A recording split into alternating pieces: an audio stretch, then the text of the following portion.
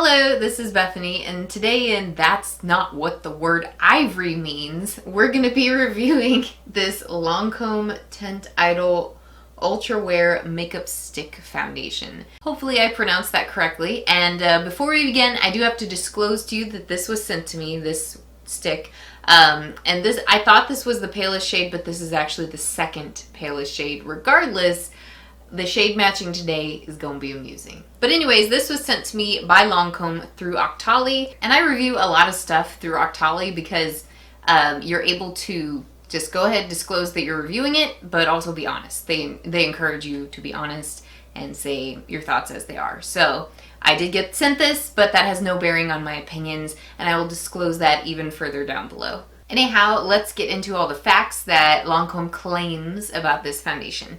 So on their website, they notate in the information that this has 20 shades, but I've looked at it and they must have expanded because now it has 30, which is a good shade range to launch with, like number-wise, but that doesn't mean it doesn't mean it necessarily accommodates a lot of people. I'll just show you in a bit. But starting off with some general factoids, this has sunscreen protection of SPF 21. It's getting up there where that may show flash. It claims to have all-day color wear, comfort, portable finish, soft matte finish, good for all skin types, good for sensitive skin. This is 9 grams of product or 0.31 ounces, and I thought that sounded like not a lot because a lot of liquid foundations, their standard size is 1 ounce. But I got to looking at it online, and this is actually pretty good size for a stick foundation.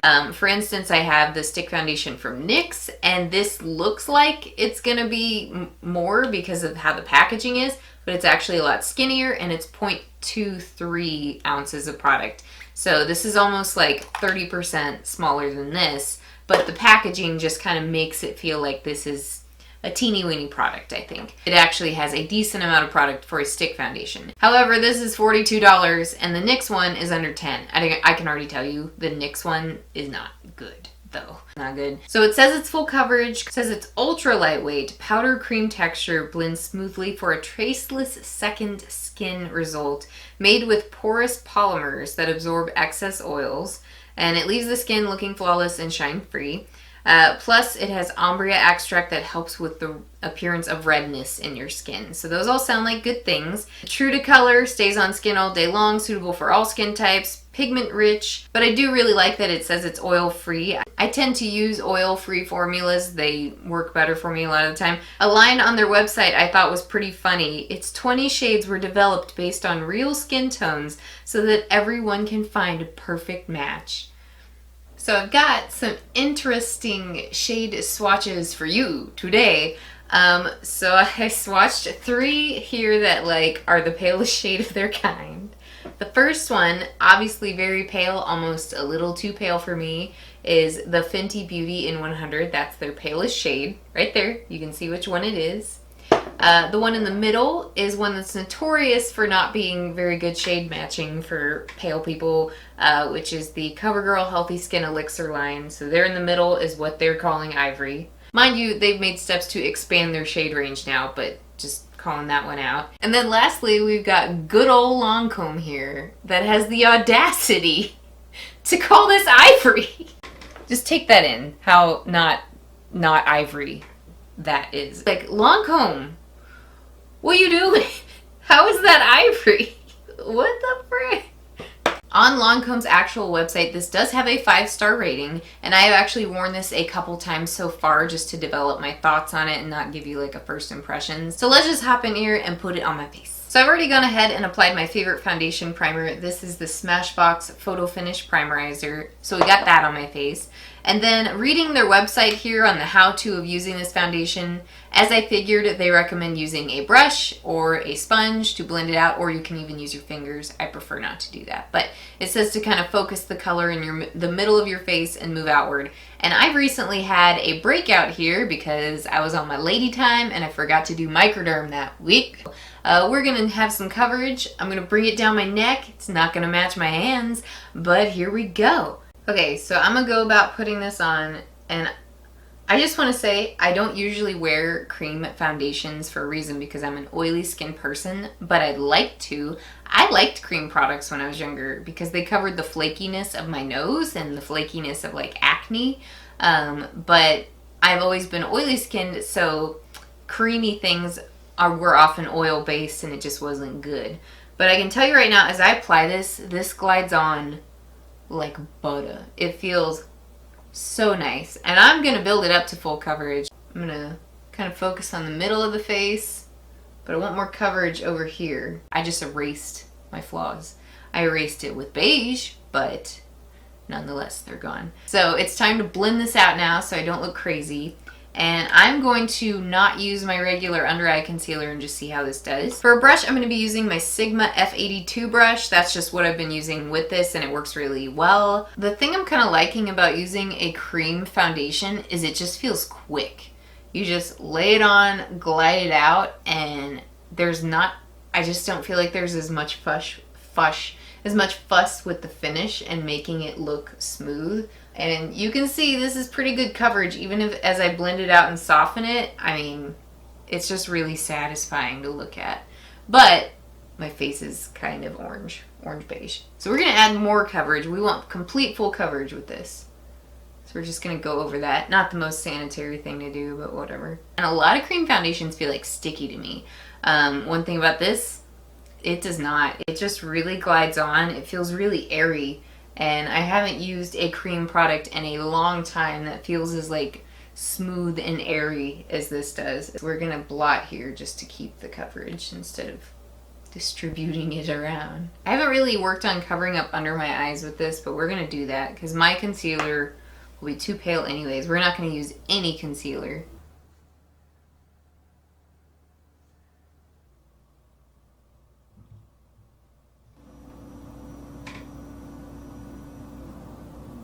Okay, so I finished up the makeup on my face, like the eyeshadow here, and I put on a lipstick.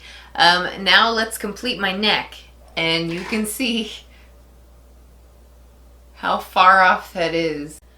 Just kind of covering up that area by blotting and just covering my ears too, so this is less weird. Okay, so here's what everything looks like up close.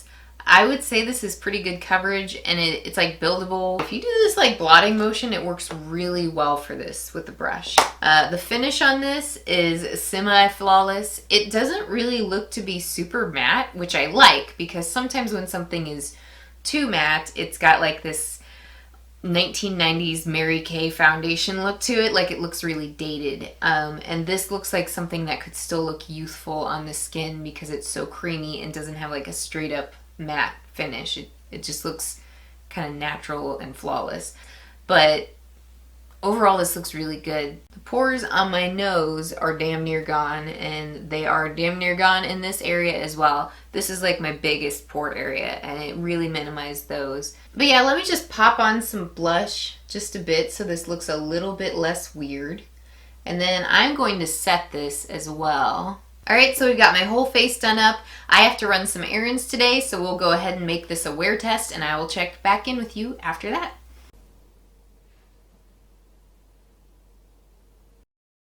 Alright, so I am back. I left filming at 2 p.m.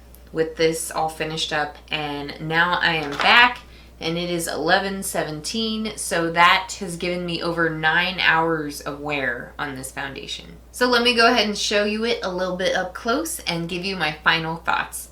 Alright, so here is completely zoomed in 9 hours later. Now keep in mind, I am an oily skinned person, and we're just going to dissect this. So, I can see up here where my nose bridge is, like where my glasses were. That does not look as bad as it usually does. I did actually go in with a bit of my own concealer and the foundation together under here, so it held up better than expected, maybe because I mixed in my own concealer. And then up here on the forehead, this looks actually really good. I think I have one little bit where the foundation got scraped by movement or what have you. A lot of the time, foundations will be so kind of weak on me that my own hair will leave lines in the foundation. And I may be seeing at most just a teeny tiny bit of that, but not like most foundations. In fact, this is at the top of the class in terms of how it's performing on me versus a lot of others with how the forehead held up.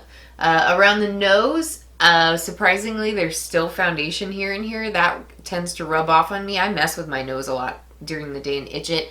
The tip of my nose did get a little crusty. That happens with basically every foundation on me just about, but this is a little better crusty ratio than a lot of other ones. I'm pretty oily throughout this area, though not the absolute worst, but it still could stand to improve. It's nothing that like blotting my face once or twice a day wouldn't help, but I didn't blot my face at all. And this is the kind of foundation I can tell that I can just pat it and it kind of like resets itself. And it mentions something about that, like easy on the go, easy to work with. So I kind of like that because a lot of foundations aren't like that. You go into pat and you're removing product, and that's not the case with this. I just like re-smoothed it and it looks better. So, and then over here on my acne, the coverage held up pretty well. Not perfect, but I mean, look at this. My blush held onto my cheeks throughout the whole day. That does not typically happen on most foundations after that long. My lip came off. Has nothing to do with the foundation. I will say my chin rubbed off quite a bit, but I was literally like here like doing shit all day. My neck looked terrible though. I recall I caught it in the mirror and I was like, oh god, I didn't even blend it out right because I used so much. Let me see. You can see how blotchy my neck looks. There's where like a blotch of it is. And that's really the reason most of this looks anywhere bad on me, is because Lancome can't do a proper shade match. Like, they don't have pale stuff in this particular line. I know there's a next shade down, but it's not that much paler than this. Here are some of my final thoughts on this Lancome makeup stick in Ivory 110. So, obviously the shade range is an issue, so I can't wear it. And I find that extra disappointing because I actually really like this formula. This is one of the first cream stick foundations I've ever used that I was actually pretty impressed with. That, I mean, sure, I'm oily from afar, but after over 9 hours, I look pretty good being the person that I am. Like, I would be more oily than this without. So it's not only that, it feels nice. Like, I kept forgetting that I had this on my face and I kept like itching my nose and stuff like that because this is such a lightweight formula. Like, it's creamy, but it blends on so smooth. And then you just like forget you're wearing it, which is a rare thing, I think, with a lot of cream products. A lot of them just feel so heavy, and this one doesn't. I do think it is nice that they have 30 shades, but when I look on the website, it just kind of looks like maybe 5 of them are devoted to the deepest skin tones, and the other 25 are devoted to medium-skinned people. So yeah, I am impressed with how the formula wears and feels, but unfortunately, I'm completely excluded for being one of their audience, which is a big bummer. And so are a lot of other people too with different skin tones. And this is $42. That's pretty steep for a foundation. I don't know. I don't have a lot of experience with how long a foundation stick lasts. But I have a feeling it would get addictive to use. Like, I would use this as a concealer if they had my skin tone, but they don't.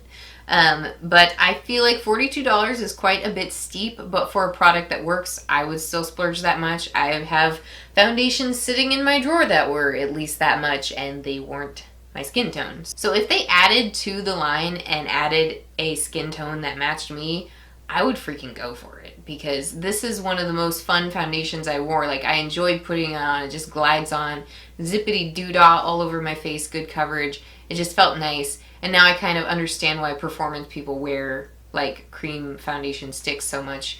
I always pictured it must be so heavy and gross feeling, but probably if you find a good one, it's probably wonderful. So yeah, this felt good on the skin. It improved the overall look of it. It minimized my pores. I did get oily later on, but I would get even more oily than this without. So overall, I really dig this. I can't be a customer. They won't let me. Why? Either way, thank you Octoly and Lancome for sending this to me to review. I kind of hope y'all watch this and make more shades in both ends of the spectrum. That would just be fabulous. I know my voice is really tiny and that's probably not going to happen. I'm not Nikki Tutorials or anything, but if you did, that would just be cool. Anyhow, I thank you all so much for watching this video. Give it a thumbs up if you enjoyed it, and if you give it a thumbs down, that's alright. you're engaging with my videos, so thank you. Anyhow, I hope you all are having a good one, and I will talk to you next time. Bye-bye.